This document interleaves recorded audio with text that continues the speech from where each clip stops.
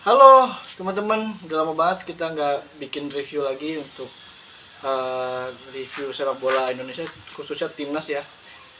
Oke, gue nggak sendirian lagi di sini, gue sama abang gue. Kita bakalan ngobrol lagi untuk ya review perjalanan timnas U23 lah ya. Ya, sejauh ini baru-baru ini kita juga baru mendapatkan hasil dari Olimpik juga, di playoff kita kalah gitu. Jadi mungkin gue mau bahas satu persatu dulu, mungkin dari ekspektasi dulu deh di Piala Asia kemarin itu seperti apa? Ekspektasinya yang jelas sudah sangat melebihi ekspektasi ya. Jadi timnas kita sudah bermain sangat luar biasa, sudah mencapai target yang ditetapkan, sudah bermain luar biasa dan sudah sesuai dengan apa yang ditargetkan tentunya. Jadi mestinya sih nggak perlu ada embel-embel selangkah lagi ke Paris gitu ya, nggak perlu sih, karena ya orang mereka udah mencapai target kok. Cuman ya kembali lagi kita terlalu menyederhanakan bahwasannya Olimpiade udah di depan mata, padahal masih ada satu laga lagi pada saat itu kan. Kita punya 3 kesempatan lawan Uzbek, Irak, dan Guinea, ya kita tiga-tiganya gagal. Alhasil memang sudah kita jalani, memang kita belum sudah bisa maksimal ya, sudah maksimal betul gitu. Sudah maksimal, dan akhirnya memang kita belum layak untuk masuk ke Olimpiade. Terus menurut lo sendiri penampilan terbaik timnas U23 kemarin tuh pas lawan apa sih? Penampilan terbaik kalau gua mengikuti dan menonton, yang paling enak itu pada saat melawan Jordania gitu. Tapi Kenapa bukan tuh? berarti lawan Korea juga nggak bagus ya, bagus juga gitu. Cuman melawan Jordania tuh kita bermain sesuai dengan kapasitas kita. Pemain-pemain kita itu cocok kalau memainkan sepak bola yang simple gitu. Simple itu dalam artian passing pendek, kombinasi 3-4 orang, kemudian bermain lebih sering menguasai bola gitu ya.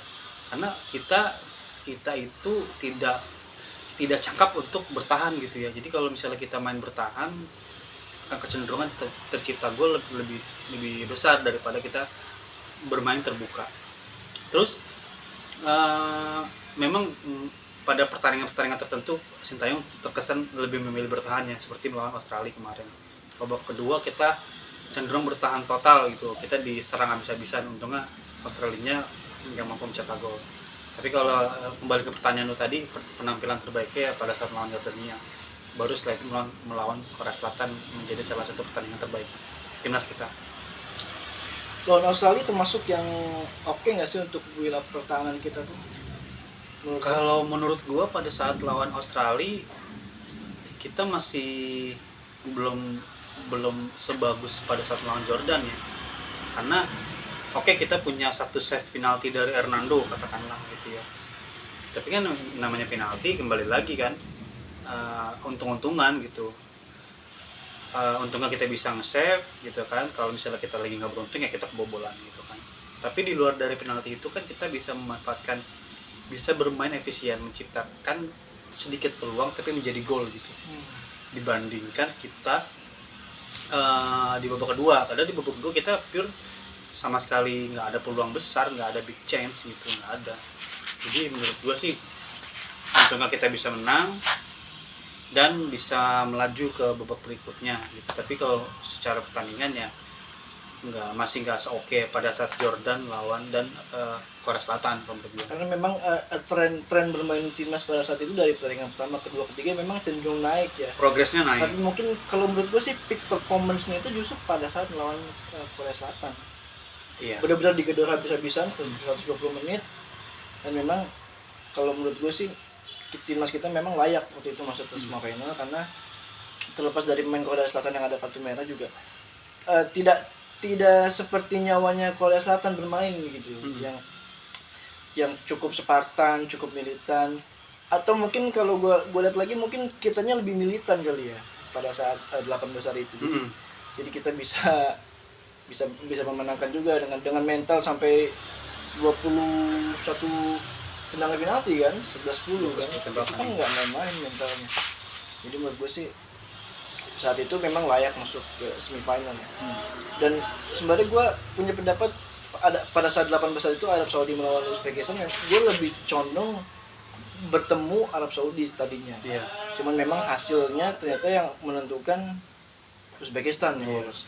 Karena kalau menurut gue Uzbekistan ini gayanya ini sudah Eropa banget mainnya dan mentalitinya beda. Terus banyak juga pemain-pemain mereka yang sudah main kebanyakan di negara-negara pecahan ya, di Liga Rusia, CSKA Moskow tuh. Iya. Jadi gue memang lebih condong ketemu Arab pada waktu itu karena memang tipikalnya mirip-mirip seperti Yordania, seperti Kuwait, Qatar. Kita kalah dengan Qatar juga sebenarnya juga apa ya, bisa dibilang kita belum full perform pada saat pertandingan pertama karena kita sudah dikebiri istilahnya. Sudah dibuntungi gitu dengan 2 kartu merah yang ya cukup kontroversial karena pada saat itu kan Qatar baru juara seniornya juga, juara Asia. Jadi cukup didominasi dengan Qatar lah ininya voting untuk memenangkan juara Piala Asia pada saat itu. Jadi ya ada berbau-bau Qatar kecurangan juga, ada kafar lah istilahnya seperti itu. Nah kita balik ke Uzbekistan itu memang lumayan menyulitkan ya, kita sulit banget untuk menguasai bola pada saat itu. Dan memang perbedaan kelasnya terlihat walaupun kita juga diberikan pemain-pemain diaspora, pemain-pemain muda kita juga sebenarnya. Betul. Jadi ini sebenarnya untuk pengalaman dan ya fase-fase seperti ini memang penting banget untuk kedepannya untuk senior juga. Menurut lu dari kita kan sudah timnas kita sudah benar-benar melengkapi turnamen ya. Semua laga dijalankan karena kita perebutan juara 3 kan. Yang lain yang 2 itu perebutan final, kita perebutan juara ketiga. Jadi semua laga sudah dituntaskan. Nah, harapan lo untuk kedepannya kita juga dua sebulan lagi lah ya, kurang lebih sebulan lagi bakal ada kualifikasi lanjutan, kualifikasi Piala Dunia 2026, 2 laga lagi, laga penentunya di lawan Irak sih sebenarnya. Lo punya komentar apa? Ya kalau kita melihat melawan Irak di pertemuan pertama kita sebetulnya kalah ya 5-1 di Basra. Tapi kan materi pemain pada saat kita kalah 5-1 dengan sekarang tentu berbeda. Belum ada pemain-pemain naturalisasi yang seperti Varienar, seperti kemungkinan nanti Martin Paes, Jaizes gitu kan ya. Kemudian Tom Haye gitu. Jadi melawan Irak nanti kita tetap punya chance, kita tetap punya peluang, cuman kita harus melihat lagi seperti apa nanti strategi yang disiapkan oleh Coach Sintayong. Tapi kalau gue lihat sih sebetulnya kita kan cuman butuh 3 poin lagi ya untuk mengunci lolos ke putaran ketiga. Posisi kita sekarang poin kita 7, poin Irak 12. Vietnam 3 dan nggak ngejar lagi mungkin. Vietnam 3. Vietnam secara juga ketemu Filipina juga mungkin menang, tapi ketemu Irak main di Irak di sana juga belum tentu. Jadi sebenarnya penentunya itu momentumnya ada di kita bisa memaksimalkan 2 di GBK ini atau enggak. Itu 2 laga ini. Ya mudah-mudahan jangan ada slip lagi lah, jangan sampai ke slip kayak kemarin minimal kan. Jangan kalah lah, ada aslinya, ada menangnya masih oke lah gitu. Iya, kalau lawan Irak sih gua harap sih jangan kalah ya, minimal seri. Tapi pada saat lawan Filipina kita bisa lock kemenangan secara kita akan full tim dengan tambahan Martin Paes, dengan adanya Tom Haye, Jaizes itu kan, Morat Mangun. Verdong juga nggak sih? Verdong sepertinya belum sih. Kalau Martin Paes sudah, karena sudah sumpah kan. Verdong itu kan masih beberapa administrasi yang belum dilengkapin.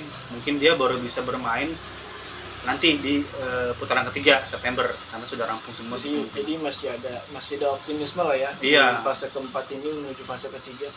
Dengan kondisi skuad yang ditambah lagi amunisinya, mudah-mudahan bisa maksimal dan bisa fokus di tahun depan ya, lanjutan putaran ketiga. September ini. September putaran ketiga sudah mulai lagi. Oke, cakep. September, November itu kita udah mulai langsung main lagi putaran ketiga sampai Juni 2025, sama kayak putaran kedua kan dari November sampai Juni 2024 kan ya, November 23 Juni. Nanti putaran ketiga dari September 24 sampai Juni 25 itu rangkaian pertandingannya. Nah, jadi bisa sangat panjang.